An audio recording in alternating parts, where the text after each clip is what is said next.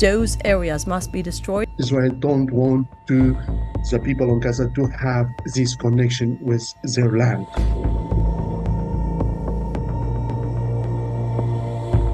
На овој начин Израел плански го уништува културното наследство, а тоа со масовните убиства на цивилите го оправдува вака. Gaza has an underground tunnel city, and in order to get to this underground tunnel city, those areas must be destroyed. Every school, every mosque, every second house has an access to tunnel. Иако и Израел и Палестина се потписници на Хашката конвенција од 1954 година, со која историските знаменитости би требало да се заштитат од воените разорувања, Израел не ја почитува конвенцијата.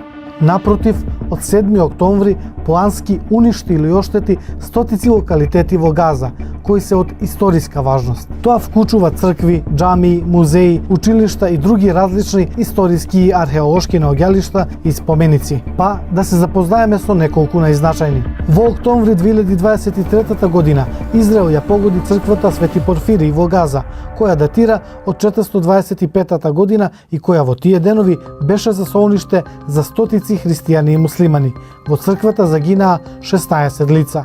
Таа е една од трите потполно уништени цркви. Ја таргетираа и Омаровата џамија, наречена по халифата Омар ибн Ал-Хатаб, изградена во 7 век, беше една од најстарите џамии во регионот. Долната половина на минарето и неколку надворешни зидови се сето она што од неа остана. Израел намерно ги брише не само верските објекти, туку и се палестинско што ќе му се најде на патот, вклучително и библиотечните материјали и археолошките локалитети. Настрада и библиотеката на големата Омарова џамија, која некогаш беше полна со ретки ракописи, вклучувајќи ги старите примероци на Куранот, како и древни книги за филозофија, медицина и суфискиот мистицизам, како и 2000 години старото римско гробиште, кое содржи десетици древни гробишта и 2 ретки саркофази. И тука листата ниту одблиску не завршува.